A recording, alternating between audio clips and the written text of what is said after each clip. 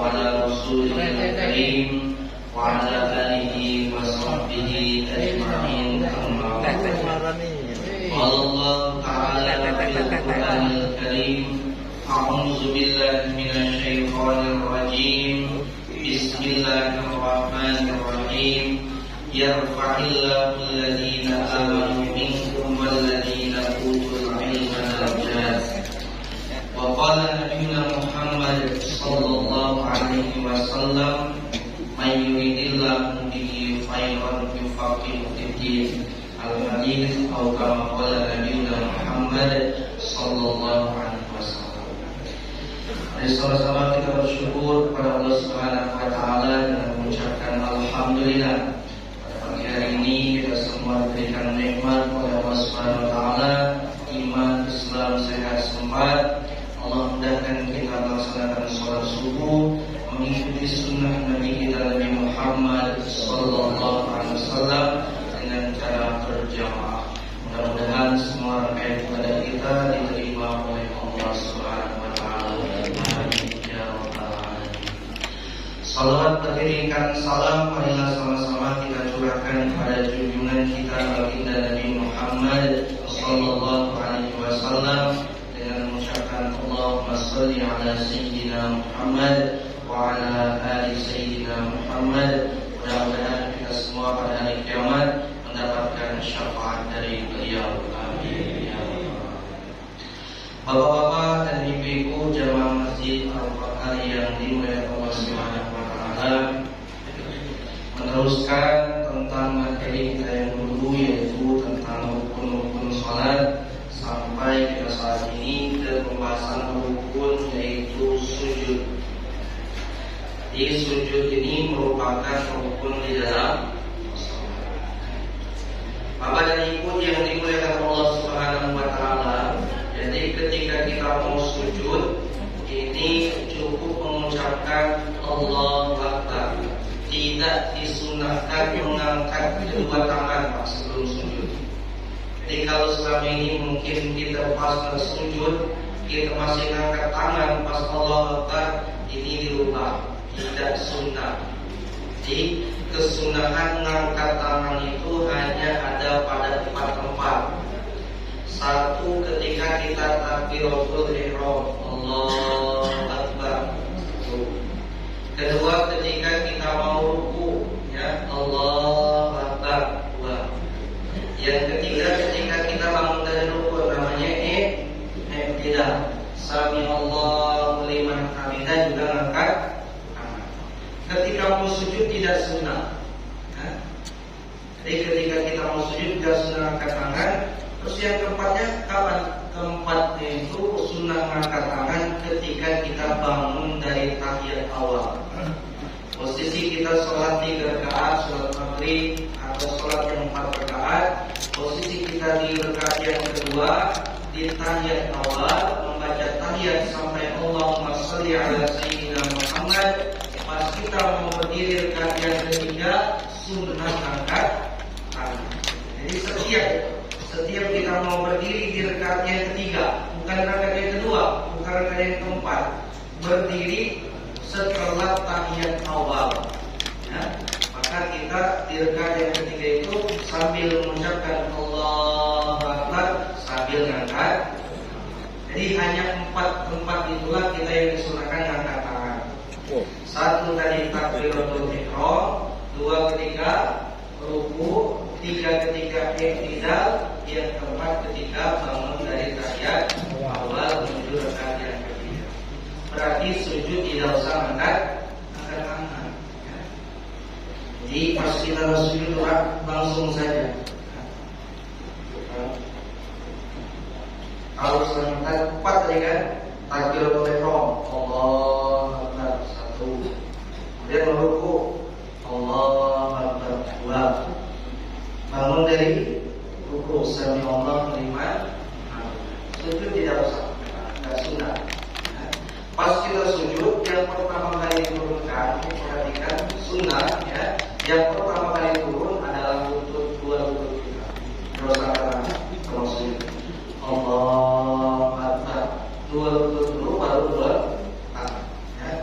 Ini kemudian kening ditambah dengan hidung dan kalau laki-laki dibuka begini, kalau perempuan tidak usah ditutup. Laki-laki dibuka sayapnya, kalau perempuan di. Terus posisi kaki, ya, posisi kaki jangan ditekuk, tapi jari-jarinya ditegakkan. Maju lah, langsung kelihatan. Saya orang masih muda ya.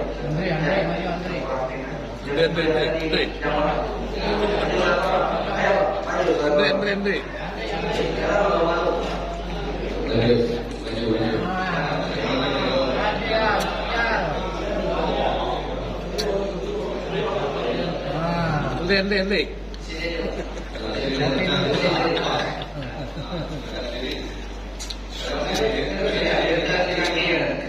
Jadi rukun yang selanjutnya adalah sujud. Sujud tadi pas kita tidak usah angkat tangan ketika kita mau tuh langsung saja Allah. Tidak usah angkat tangan, langsung sujud. Dudukan dua tangan. Ingat, ada 7 anggota yang harus nempel pas kita lagi sujud. Ngerti? Yang pertama kening. Ya. Jadi kalau kening, bapak-bapak ingin ketutupan peci, misalnya begini kan, ada kan gitu kan? Iya. Maka sujudnya tidak sah. Sujudnya tidak sah, sholatnya tidak sah. Jadi harus keningnya dibuka, pecinya harus diangkat. Ya. Jadi jangan sampai peci ya atau ibu-ibu mukena, dalaman mukena nempel menghalangi kita sujud. Di pas sholat diangkat. Jangan sampai peci begini. Pas sujud kan, yang sujud bukan keningnya, tapi pecinya atau dalam mukena ibu misalnya dasar. Karena ini anggota yang wajib nempel ketika sujud. 1 ini. Yang kedua sudah di tangan kanan terhitung 2 deh. Ya. Kemudian tangan kiri 3 ya. Kemudian yang keempat lutut kanan, kemudian yang kelima lutut kiri, yang keenam kaki kanan, yang ketujuh kaki kiri. Hitung hukumnya sunnah atau harus. Jadi kita laksanakan. Ya. Nah, untuk posisi kaki, kalau kita mazhab Syafi'i malah direngangkan, Pak. Ya, bukan dirapatkan gini. Nah, jadi kalau dia masih merapat gini, kalau sahnya sah, cuman kita malah sunnahnya direngangkan. Terus ibu jarinya paling tidak ya bagus, harus tegak, jangan sampai dilipat begini. Nah, boleh dirasa. Nah, kecuali kalau sakit lain ya. Jadi posisi harus tegak. 7 anggota harus nempel, kemudian kakinya, bagian telapak kaki tadi, bagian jari-jarinya tadi harus menghadap ke kiblat, harus ditegakkan. Kalau selama ini misalnya dilipatnya, maka harus dirubah. Karena ini harus ditegakkan. Baik, sampai di sini mungkin ada pertanyaan Pak tentang sujud ibu-ibu, mungkin silakan kasih pertanyaan. Jadi begitu tata cara ketika kita mau sujud. Ada pertanyaan? Silakan Bapak Ibu. Silakan Bapak Ibu. Kalau ada jawaban.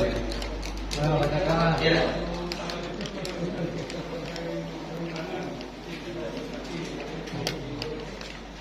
Lagi sholat pakai sarung tangan, ya. Atau pakai sarung kaki. Ya, jawabannya tetap diperbolehkan. Ya. Tetap diperbolehkan. Yang tidak boleh ditutupi kening. Ya. Kalau tangan misalnya tertutup kan, ibu-ibu misalnya pas sujud tertutup mukena, misalnya tetap sah. Kaki kita pakai kalau musim dingin, misalnya pakai ada namanya pakai kop, kita pakai sepatu, ataupun pakai kaos kaki tetap sah. Yang penting yang wajib terbuka itu adalah keningnya, tidak boleh tertutup. Jadi jangan sampai kalau musim dingin ditutupi misalnya mukanya, tidak sah. Kening memang harus nempel. Boleh pakai kaos tangan, sarung tangan, boleh juga pakai kaos kaki atau pakai kop. Ya. Lagi pertanyaan Pak? Silakan. Satu lagi Pak. Silakan. Pertanyaan Assalamualaikum warahmatullahi Waalaikumsalam.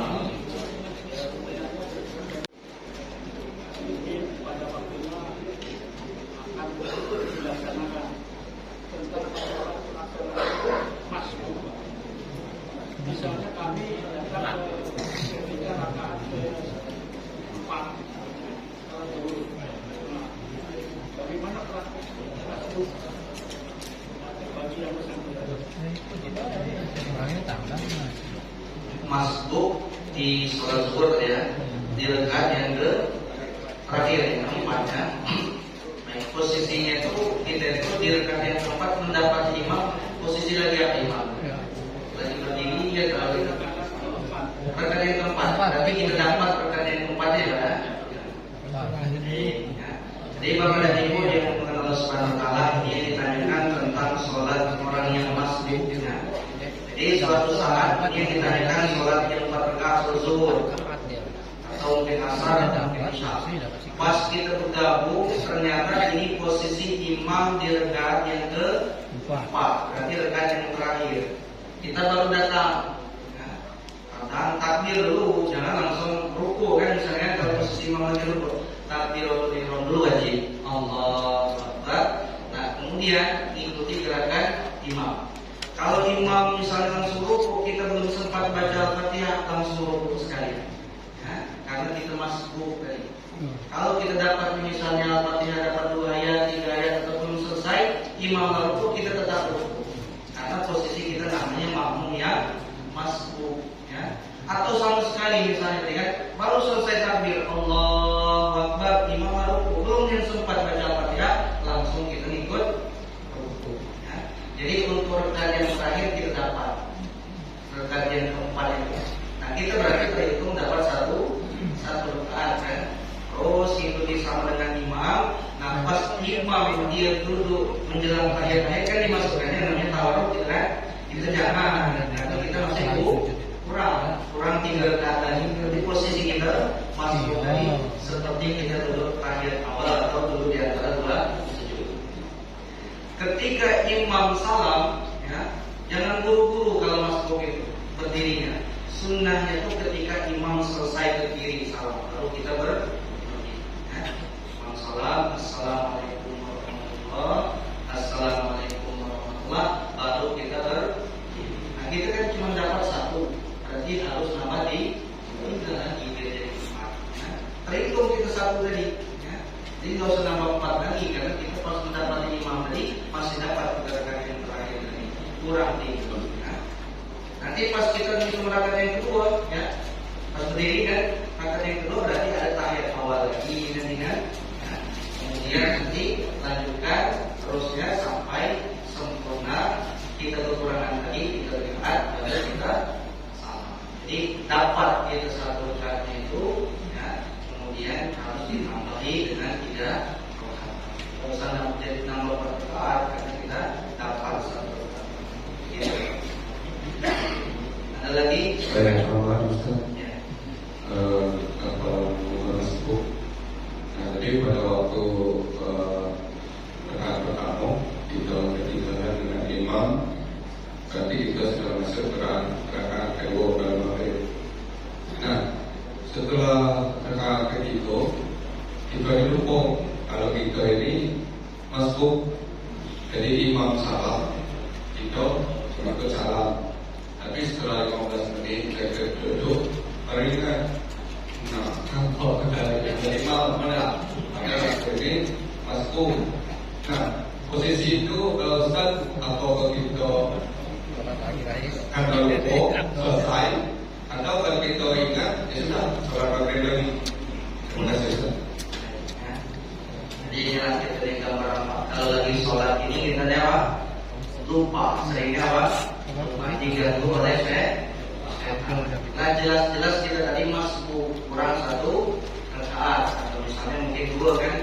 Ternyata kurang 1 rakaat. Tapi pas imam tahiyat kita ikut tahiyat akhir, imam salam ikut salam. Cuma pertanyaan tadi lamunnya jaraknya 15 menit. 15 menit, ya. Selesai zikiran, selesai doa, menunggu imlek, baru ingat, aku tadi kurang sekali kan? Karena jauh jaraknya tadi harus kurang ulang lagi sholat kejadian awal. Ya, karena jaraknya jauh. Tapi kalau sebentar boleh kita langsung nambah. Misalnya contoh ya. Jadi pas tadi kita mengikuti imam salam, ikut salam juga kan. Pas baru sebentar jaraknya, baru ingat posisi masih berada di belakang imam nih, baru sebentar jaraknya, baru ingat. Nah, maka kalau seperti itu langsung saja berdiri, walaupun kita tadi sudah salam. Nah, nanti sebelum salam kita disunahkan sujud sahwi. Ya, kalau jaraknya masih sebentar. Tapi kalau sudah lama tidak boleh, harus ulang dari. Ini pernah kejadian, Bapak. Kejadian di zaman Rasulullah pernah lupa juga, kan? Menunjukkan manusianya Rasulullah, beliau ini melaksanakan sholatnya itu bagaimana mengatakan sholat asar atau sholat yang 4 rakaat. Ya.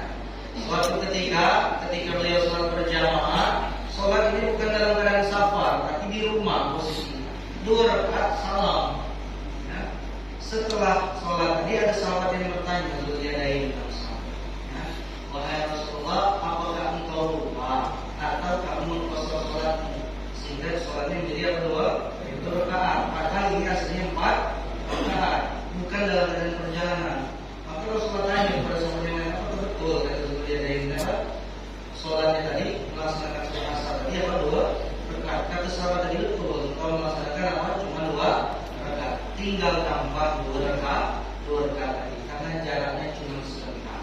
Langsung diteruskan tambahin 2 rakaat, karena posisinya belum lama. Tapi kalau sudah lama, dikatakan lama itu Pak, kalau sudah melaksanakan sholat sunnah 2 rakaat. Ya. Kalau sudah kira-kira dari setelah tadi kita sudah bisa menjalankan sholat 2 rakaat, berarti itu sudah lama. Ya.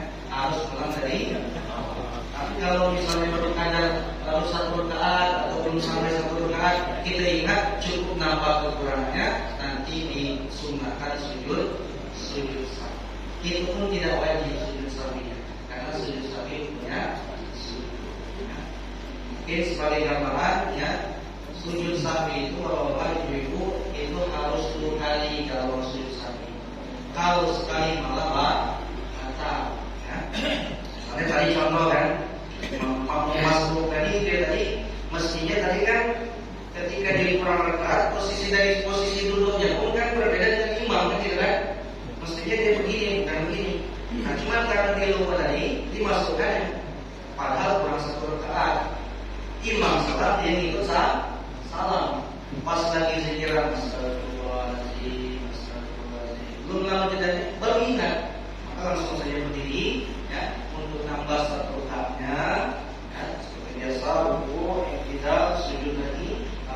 Nah, pas yang terakhirnya, ya, posisi terakhir, karena dia mau sujud sahwi, jangan dulu dimasukkan. Jangan seperti itu. Tapi posisi seperti duduk di antara 2 sujud, duduk ikhtirosh. Baca dulu tahiyat sampai selesai, dari tahiyat sampai fil alamin innaka hamidum majid. Sunnah sujud sahwi. Allah Akbar. Bacanya subhanallah la ilaha wala yasbu. Kalau ada subhanallah. Kali ini kan cukup bacanya sekali, tidak usah 3 kali. Subhanallah la ilaha wala yasbu. Bangun. Allah. Nah, bangun ini tidak usah baca apa. Sekali lagi sujudnya. Allah Akbar. Subhanallah la ilaha wala yasbu. Bangun. Allah Akbar. Kan sudah baca tahiyat tadi. Jadi kakinya langsung dimasukkan, langsung salam. Assalamualaikum warahmatullahi wabarakatuh. Assalamualaikum warahmatullahi wabarakatuh. Jadi begitu kalau mau sujud.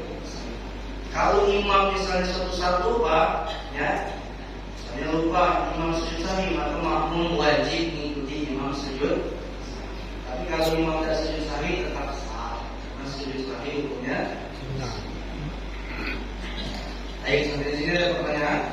Silakan kalau ada yang lagi. Saya duduk. Santai duduk itu.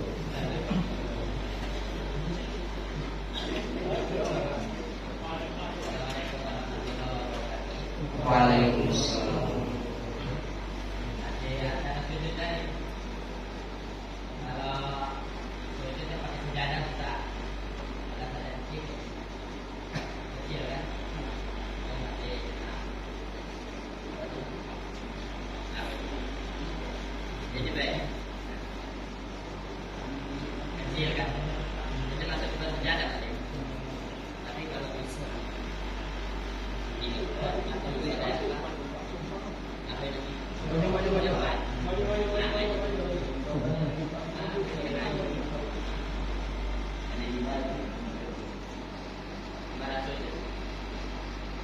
Hanya dengan minta di PJ tadi.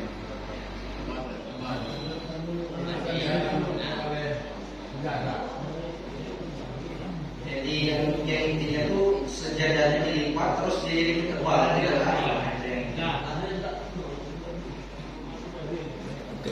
Jadi Bapak Ibu ya, kalau bisa itu sejadah yang kita gunakan untuk sujud itu dia itu memang juga dinempel ke lantai di bumi. Jadi pas kita sujud itu kan dia seperti kita langsung sujud ke tanah. Karena adanya zaman sekarang ini sejadah tapi sejadahnya yang sangat tebal ya. Itu kalau kita sujud itu seakan-akan sujud di atas awal-awal dan nempel, karena terlalu tebal. Misal contoh ya, ini itu ini cuma nempel di sini tidak sampai melekat ke tanah. Kalau ini melekat, ini kan nempel ini ke tanah, ke keramiknya. Ini keramiknya juga masih nempel, tapi memang ada ya sejadah yang memang tebal, terlalu tebal ya. Pas kita nempel itu dia ditekan pun tidak akan nempel lagi ke bawah. Maka kalau seperti ini, kalau terlalu tebal bisa tidak sah di sujudnya ya, karena seperti sujud di atas awam. Nah, adapun tadi misalnya sejadah kecil kan dilipat, dilipat dua atau dilipat empat. Nah ini karena misalnya masih dilipat tipis, masih tetap sah. Ya, kecuali kalau seumpama saking banyak lipatan tadi, akhirnya kita jadinya sujud di sejadahnya, gitu kan, sujud di nempel ke bumi yang saking dilipat sampai lipatan yang kecil. Nah kita bisa lagi saking kecil tadi kan. Jadi kalau cuma dua misalnya kalau 4 masih bisa tetap ya, silakan. Jadi beginilah katakanlah sejadah yang katakanlah yang lumayan lah, yang standar yang seperti ini. Jangan yang sejadah yang terlalu tebal. Karena kalau kita sejadah yang terlalu tebal tadi, itu tadi kita nempelkan kening kita tadi, tapi hakikatnya kening tadi tidak nempel ke laut.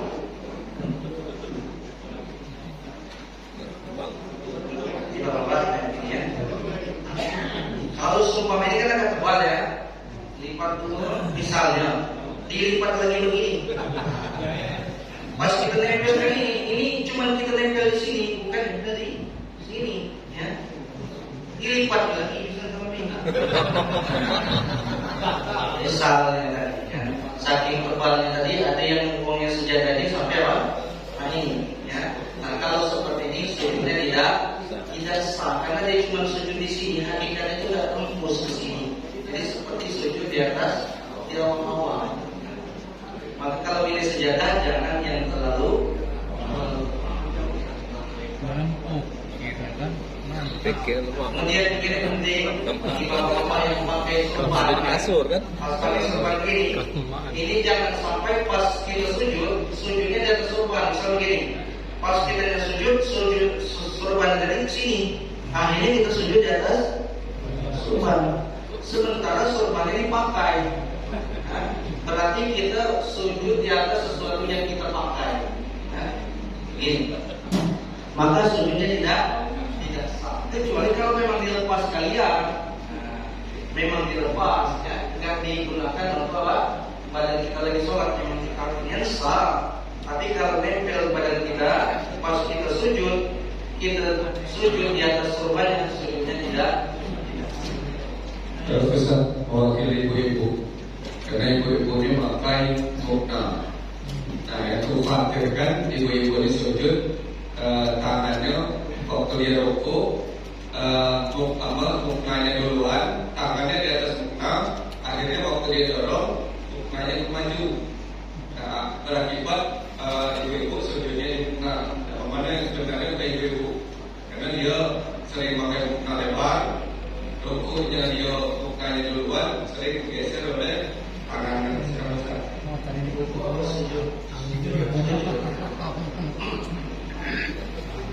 Jadi kalau untuk ibu-ibu ini kan dia lebih tertutup daripada bapak-bapak. Jadi sementara misalnya tadi kan kalau ibu-ibu kan tetap sama-sama kalau ini kita harus kalau laki-laki kan terbuka tangannya kan asli kan. Nah, kita cuman kalau ibu kan tertutup karena pakai apa? Mau kena. Misalnya tadi mungkin pas pakai apa? Sejadah akan geser dikit, jadi masalah. Tetap apa? Tetap hukumnya apa?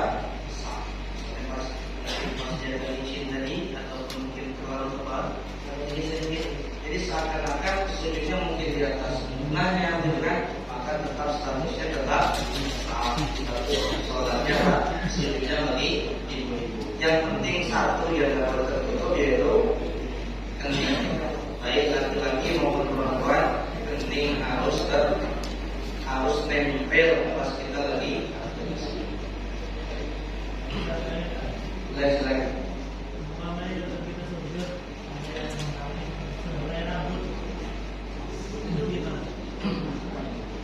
Kalau sehelai rambutnya itu yang di kepala kita. Kalau cuma selai, ya, ini kan cuma selai ya. Kan kening kan agak lebar ini kan. Kening. Kemudian ada selai rambut kita nyusun tadi menghalangi sujud kita. Bagaimana status sholatnya?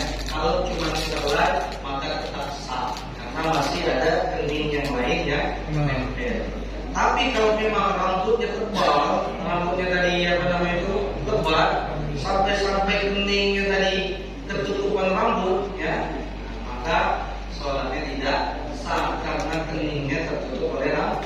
Jadi pas sujud itu bukan kening, tapi rambut yang sujud. Bagian gondrong misalnya kan, pas lagi sholat awal sholat tadi diikat gitu kan, pas lagi sujud mulai lepas, ya kan, pas lagi sujud, jadi ke depan rambutnya dari sujudnya di atas rambut, maka tidak. Kalau cuma satu tak, masih ada keningnya yang bagian yang lain. Masalah ya. Ustaz, bagaimana kalau saya tidak ada orang lain? Saya sujud terus di awal-awal. Begini. Tidak mengenai. Ini namanya ya rukhsah ya, ringanan ya. Bagi orang-orang yang sakit maka dia boleh sholatnya di atas kursi.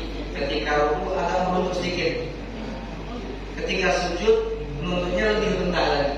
Jadi pas tadi dari kursi ruku begini saja kan. Pas dia sujud lebih rendah lagi. Ya, tetap sah karena ada keringanan karena posisi dalam keadaan sah. Kalau dipaksakan kan harus sujud lagi, sakit itu badannya kan sementara sudah sujud. Jadi boleh, tetap boleh. Ibu, kalau dengan tanya silakan. Kita mau dijaga. Ustaz.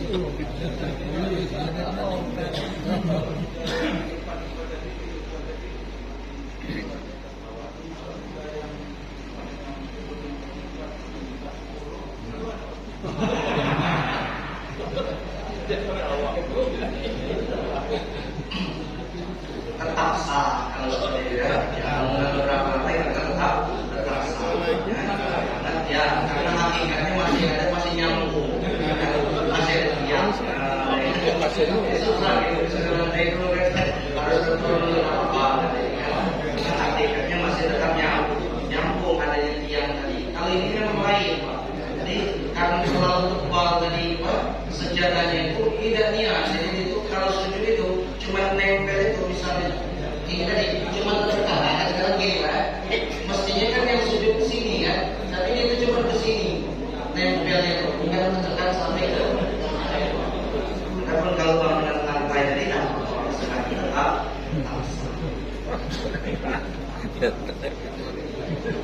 Lagi silakan. Siapa saya? Waalaikumsalam. Permasalahan seperti ini, kamu di lokasi pada saat waktu Joko, lokasi tanggal jam. Nah, itu keluar dari lokasi itu sudah masuk ke asal. Jadi gimana Joko itu sudah terlambat di foto atau di jamaah? Jadi kalau suatu misalnya musibah tadi kan, pas sholat zuhur, pas sholat ternyata sudah waktu asar. Ya, maka tetap tidak boleh dijamaah. Ya, karena posisi kita itu bukan dalam keadaan perjalanan. Terus zuhurnya bagaimana? Zuhurnya jadinya qadha. Ya, fardu sholli qadha. Ya, makanya bedanya keadaan dengan qadhaan. Kalau keadaan itu masih dalam waktu, ini dikenalnya keadaan kan. Tapi kalau sudah habis waktu jadinya bedanya keadaan dengan qadhaan. Dalam waktu kita diadakan keadaan, pas waktu asar kita terus sholat zuhur, niat zuhurnya tadi jadi qadha. Jadi jamaah, jadi qadha.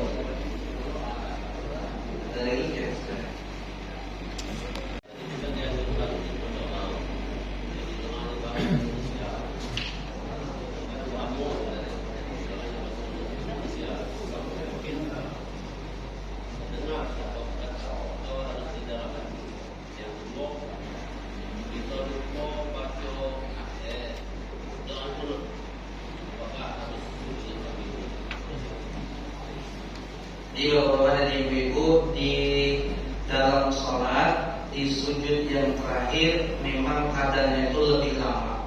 Ya. Kenapa sujud itu lebih lama? Karena dalam sujud adalah waktu yang paling dekat-dekatnya kita dengan Allah Subhanahu wa taala.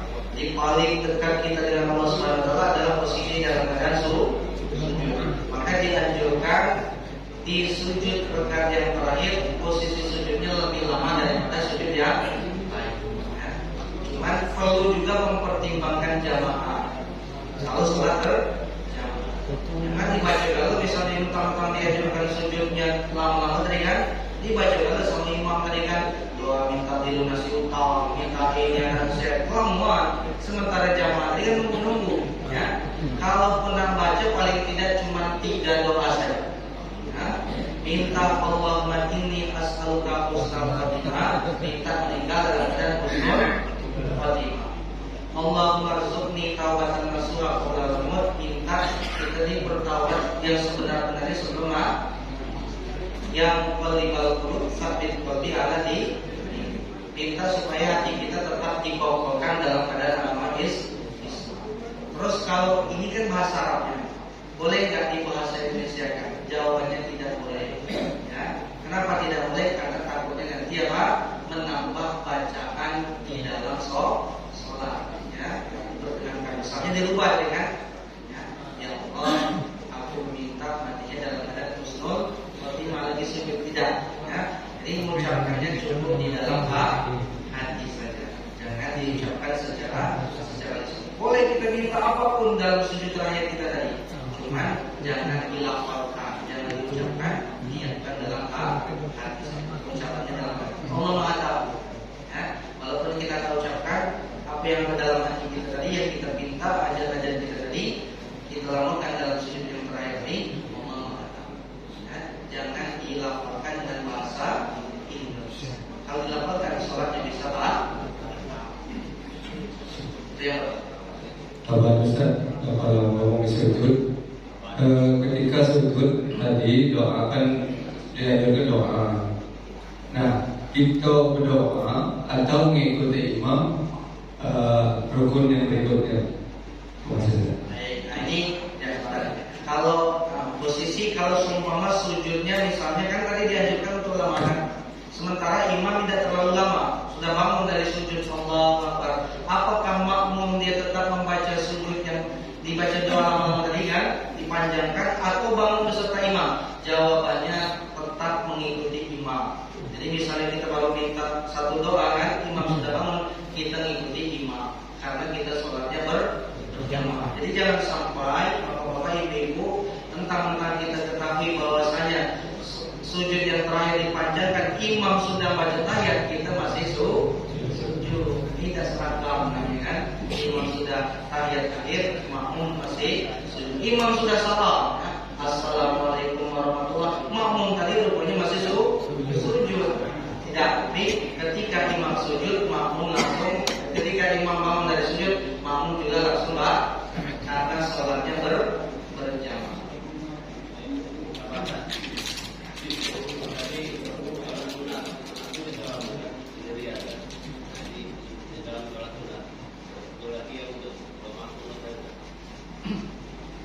Kalau untuk sholat sunat tidak jadi masalah, kita panjangkan tadi kan.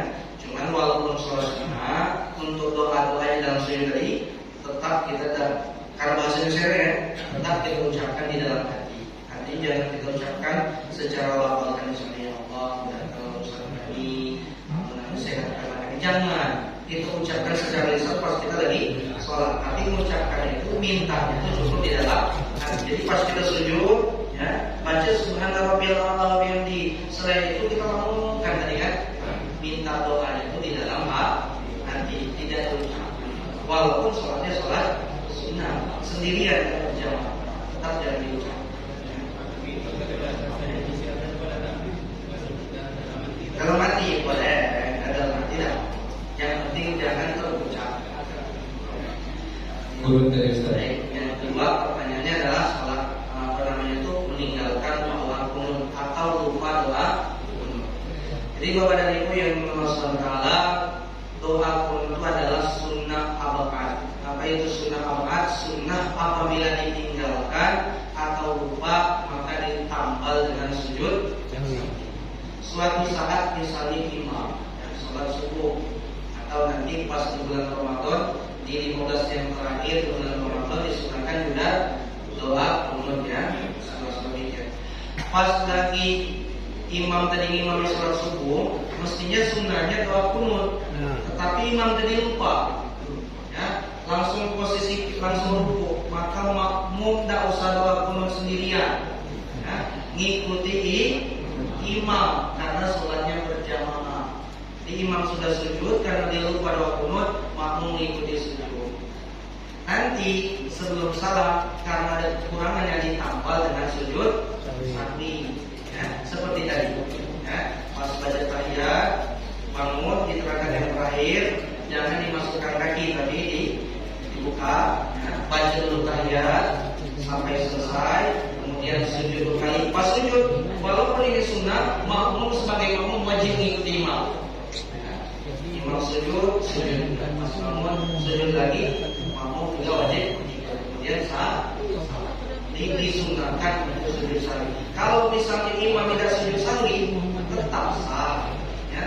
Kalau pada waktu kunut disunahkan sujud sahwi, tidak juga sujud sahwi, status sholatnya bagaimana? Tetap sah ya. Kunut hukumnya sunnah, sujud sahwi juga hukumnya tetap sah.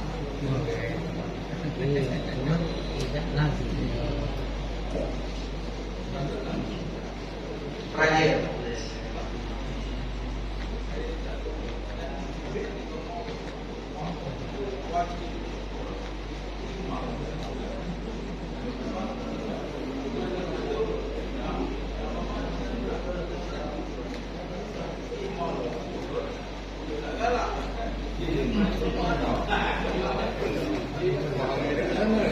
karena ini lain pemahaman, lain misalnya kalau lain mazhab misalnya kita ada kawan-kawan dari mungkin dari pemahaman dari Salafi, kan adalah di mana kita dapat ya, kan agak hangat gitu kan. Jadi kalau seperti itu karena tadi misalnya dia padanya kita berjamaah dari sholat pakai doa kunut sementara dia tidak, yang penting dia jangan sampai mendahului imam ya, tetap nunggu gitu kan. Jangan sampai karena dia dalam kunut akhirnya sujud duluan. Tetap dia nunggu. Kalau tidak dalam doa tetap harus berdiri. Sunnah kan? Masuk sujud itu harus berdoa. Kalau tidak berdoa maka tetap diikuti apa? Jangan sampai mendahului. Kemudian.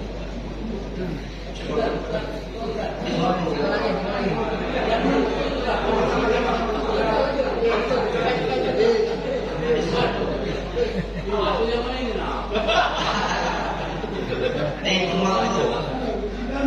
Baik, Bapak Ibu, jadi pas tahiyat tidak usah digoyang-goyangkan jarinya. Itu hukumnya Pak nanti itu kan.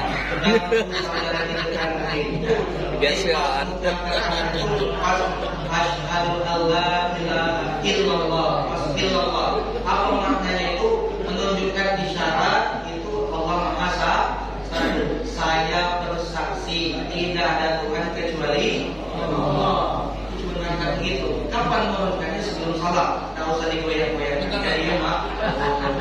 Nah, tadi menulisnya ya Pak ya. Bukan perlu. Sebenarnya yang masih boleh ketika mengundur Allah itu diangkat. Kan ada berapa kali mengundur Allah Ya. Tapi yang salah itu dulu yang dimainkan itu. Yang muter-muter Muhammad Rasulullah. Nah itu masih selesai. Begitu Allah diangkat. Ini memang yang ditanyakan tadi memang digoyang-goyang kayak ini.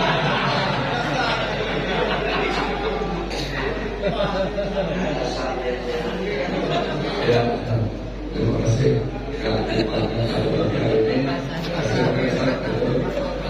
Biasa.